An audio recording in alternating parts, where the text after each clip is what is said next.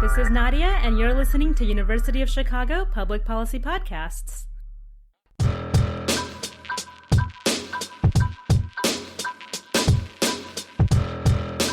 You're listening to Root of Conflict, a podcast about violent conflict around the world and the people, societies, and policy issues it affects. In this series, you'll hear from experts and practitioners who conduct research, implement programs, and use data analysis to address some of the most pressing challenges facing our world. Root of Conflict is produced by UC3P in collaboration with the Pearson Institute for the Study and Resolution of Global Conflicts, a research institute housed within the Harris School of Public Policy at the University of Chicago.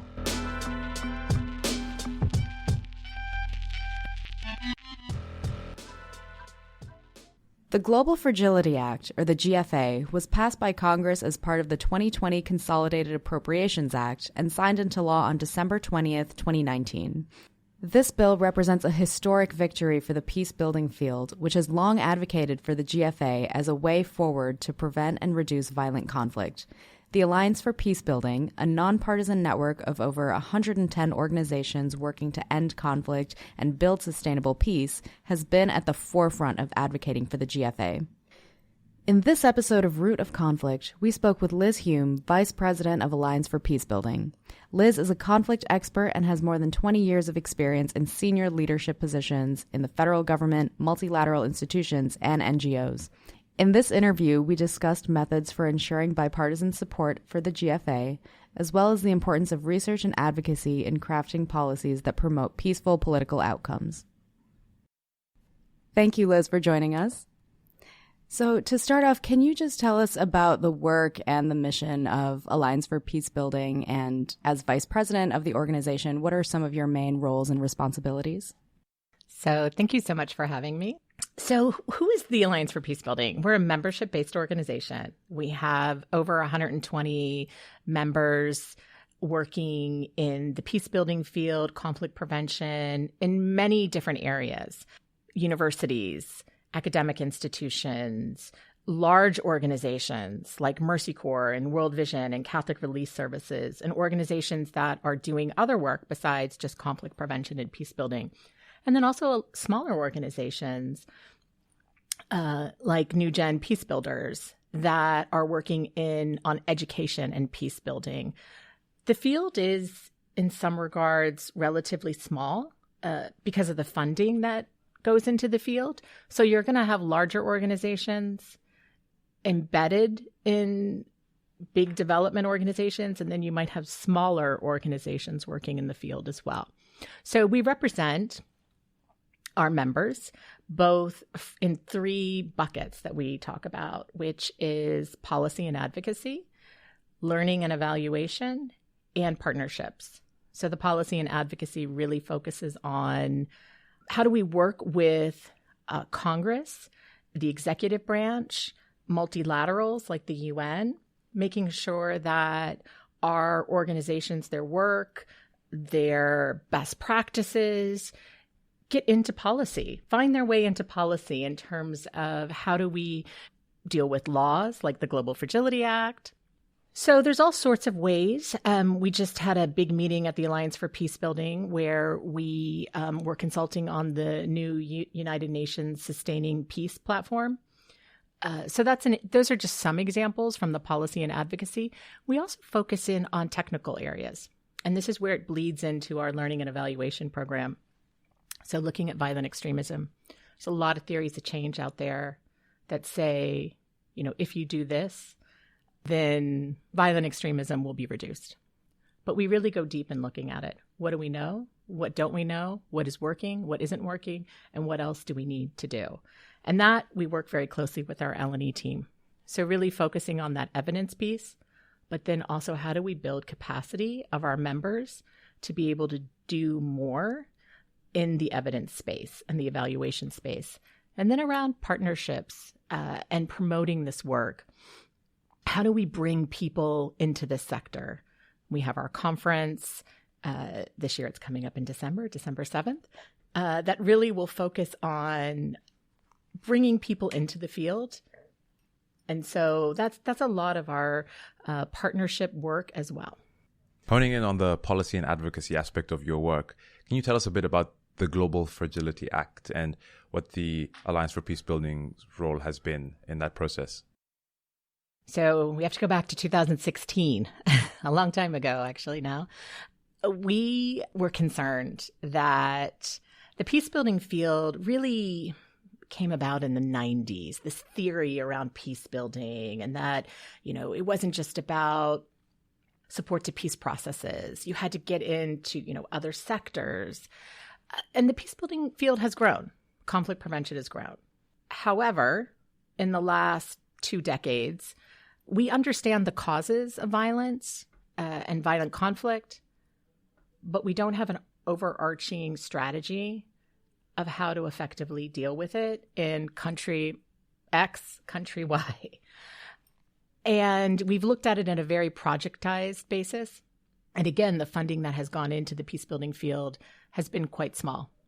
When you look forward and you start seeing the numbers, 2016, 2017, today, where roughly 2 billion people live in countries where development is affected by fragility, conflict, and violence, and these numbers are increasing. The number of highly violent conflicts has increased for the first time in years, and it's not traditionally what we looked at. We looked at interstate conflicts that could be resolved by a peace agreement, getting all the actors, bringing them to a city in Ohio, Dayton, and making them stay there until they came up with an agreement. We're not seeing that. Deaths from organized violence have risen over 230%. I mean, you could go on and on and on with these statistics. So what we're doing isn't working. And so sitting down and talking with one of our members from Mercy Corps and taking a look at this, what does it need? What has to change? And so we worked very closely with our member Mercy Corps to make this idea become realized around the Global Fragility Act. We needed an overarching strategy for the U.S. government. We needed to do things differently. And that would mean additional funding.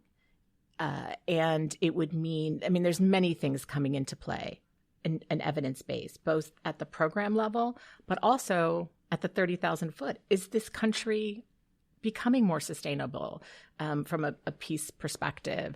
Are we reducing violence? What is it going to take to do things differently in, name your country? What are we doing wrong? And so that's where the idea came about. And then we had to build a coalition around it.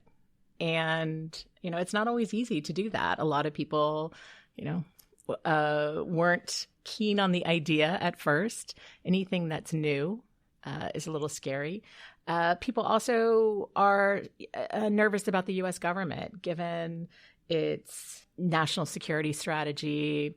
So, there's a couple aspects of it. The idea itself, selling the idea, building the coalition. And then more importantly, today, more than ever, if anything is going to work, it has to be bipartisan. So making sure we had Republican and Democrats. Speaking of Republicans and Democrats, our current political system, at least as portrayed through the media, is highly fraught between both parties. What are the keys to success in ensuring strong bipartisan support for the Global Fragility Act? And what kind of arguments have you found to be most persuasive with lawmakers? It's a great question. In this space, and when you talk to Republicans and Democrats separately and or when they're working together, I don't want to say it's obvious, but it's obvious what's happening. What we're doing isn't working. We have the evidence to show that. This is what we need. And these are the things that we could do to make an overarching strategy. And this is what it's going to take. And when we looked at the evidence, one of the things that folks on the Hill have asked us repeatedly, show us where programs have had impact.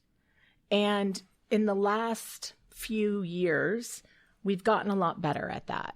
Some organizations within our sector have gotten a lot better.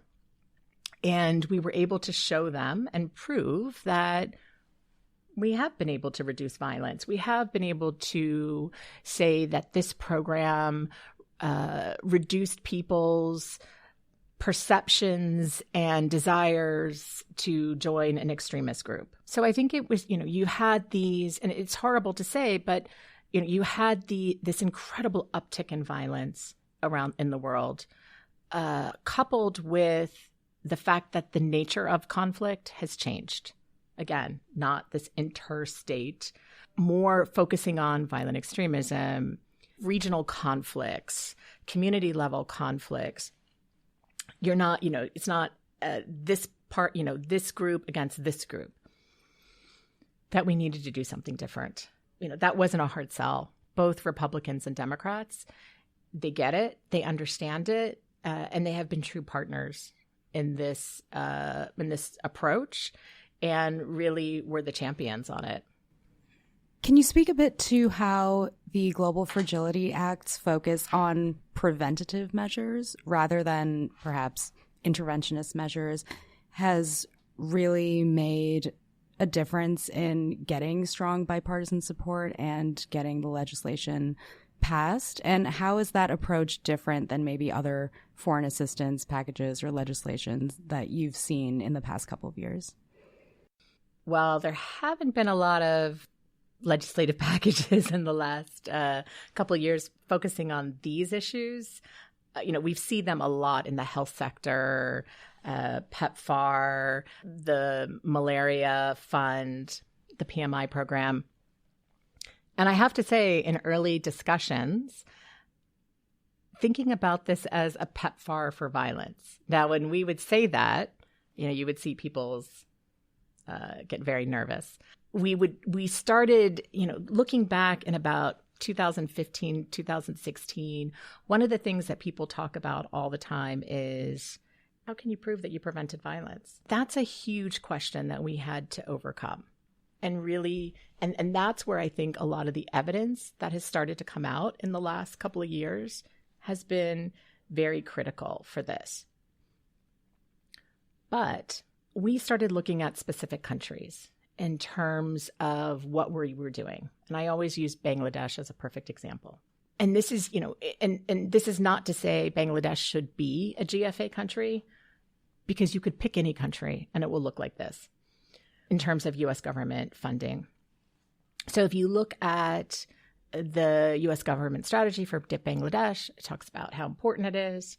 It talks about, wants to address violent extremism. It continues on about, governance issues, et cetera, et cetera, et cetera. What we know in Bangladesh is that the funding levels for development sectors, agriculture, are incredibly high. And no one's saying don't do that work. But at the same time, the U.S. government reports, their conflict assessments talk about, what we need in Bangladesh to address violent extremism, conflict prevention, really focuses on a governance approach. But then when you look at the funding levels, the governance sector, the conflict prevention funding is a blip on the radar screen. It's so tiny. And so what you're saying is, this is what we want to do. And our own experts are saying, this is what it's going to take. And we know that instability and violence indicators are rising in Bangladesh, but let's just continue doing what we're doing.